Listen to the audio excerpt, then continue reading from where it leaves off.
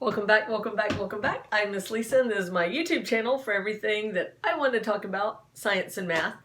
And today we are in physics, and we're going to talk about waves. I really like waves. I think they're very interesting. So, waves, so let's think about waves, okay? Imagine that you are you're in the ocean, and you're in an inner tube, and a big wave comes along, but you're far enough out that the waves aren't breaking. As the wave goes by, what happens to you? Do you go in with the waves, or what happens? You just bounce up and down, don't you? As the wave goes by, you bob up and down. So waves, with the molecules, are doing the same thing. The waves are not transferring the water molecules into the beach. What they're doing is they're transferring energy. Waves are these waves of energy going along, and what you end up doing is just bopping up and down. Now, if you are where the waves are breaking, you can get your raft or your surfboard or whatever situated where you are on the cusp of the wave, and that energy can push you into the shore. So keep that in mind. The other thing that we're going to talk about is there's two kinds of waves. There's the ones that go like this, transverse waves. Woo, woo, woo. You ever been riding in the car and stuck your hand out and called, woo, woo, woo? It's fun. All right. And then there are compression waves. Okay, so what I want you to do this week is I want you to go to the Dollar Tree or Walmart or someplace like that, and I want you to get a slinky. It's very funny because your book won't call it slinky. It must be a registered trademark. They call it a snaky. But you're going to need one to do your lab with and to do what you're going to be doing. But if you had your slinky, imagine you've got it all pulled out. I've taken mine all to school, so you're just going to have to imagine and then do it yourself. Okay, so if I go up and down, you're going to get those transverse waves. If I do this, the waves you get are compression waves that go back and forth. It's where the slinky is closer together and further apart, and you can see it travel along the length of it. So the big two things we study that have to do with compression waves and transverse waves is light is transverse waves, sound is compression waves. That's why, like in cartoons, it goes dee, dee, dee, dee, dee, and it's got the little rings going out, like in the old Aquaman cartoons I used to watch. Dee, dee, dee, dee, dee. That means he's like talking to the fish. All right, so now let's talk about, and that's why I came in here instead of in the other room. So this is a transverse wave. Let's see if you can see it. No, you can't really see it. That one's too light, and I drew it in the wrong place. So this is a little chemistry thing that one of my children illustrated moles with Mr. Resetti. That's a good drawing. I don't know which child did it. Let's see here. Okay, so let's try again. I'm going to draw it over here. I think you'll see it better. All right, there's our transverse wave. These are the crest, the tops, and the bottom part is called the trough. A wavelength is from peak to peak or trough to trough, and its symbol is a little upside down Y called a lambda, okay? How often these wavelengths come by is called the frequency, which is a big curly F. The time it takes them to come by is called the period, and frequency is 1 over the period. And the symbol for period is big T. I have no idea why, but it is, okay? So we talk about the speed of these waves, we talk about the height of the wave, and the height is called the amplitude. So if you ever buy an amp, you're increasing the amplitude and it's louder. But back in the 80s, when I was a teenager,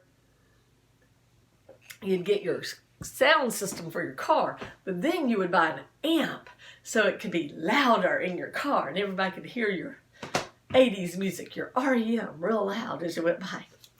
All right, and no wonder we're all deaf now. Okay, so we talked about the types of waves, talked about the parts of a wave, okay? An important a formula here, and there will be a separate video with the math, is there's two different ways of writing it, and the way I usually like it is the frequency equals the speed, and remember they do V for velocity for speed when it's really speed because we don't have a direction, but whatever. Where I teach public school, I don't teach physics right now. Right now I'm teaching chemistry in public school, but I'm friends with the physics teacher, and I look at her stuff, and they are real committed to this whole idea that these speeds are velocities, and because you can say that it has a direction because it's going forward, not back, so it's positive. They haven't convinced me yet, but you go with that because that seems to be the new way that it's done more than when I was teaching it in public school. All right, so anyway, it is speed over wavelength. So that's the formula. Your book does it the other way. It does speed equals frequency times wavelength is the way your book teaches it, but either way, just always write it the same way, substitute in, and then do your math. Okay, you're going to do a lab with the slinky. Amplitude already told you what that was. Okay, interference. I think this one's fun. Okay, so maybe I should draw it, but I sort of want to just do it with my hands. Okay, so here's a wave coming along, a little wave crest, and it's coming along in the ocean. Well, if there's a trough coming along the other way and they hit each other, they will cancel each other out. It's interference. And then after they pass, the trough goes on and the peak goes on, the crest goes on, and they just go off on their little way, whoop, and off they go. And then, okay, what if you have two crests traveling along and they hit each other? Then it'll be twice as tall for just a second as it passes, and then off they go their way. Same thing with two troughs. They're going along, they hit each other for just a second, they're twice as deep, and then they keep going along their way. So waves can interfere with each other, and that's one of the things when we talk about light. One of the things that show that light has a particle nature and a wave nature is it can have that interference where you get these dark spots where it interferes. All right, so I think that's all very interesting. Let's see what else we want to talk about. One of the things I want you to do, your book talks about what if one side of the slinky is attached. Watch how the wave goes in. And like have one person hold it still and then the other person shake it up and down to make a wave. Notice the direction of the wave as it bounces off the person who's holding it still. It will be reflected. Waves can be reflected.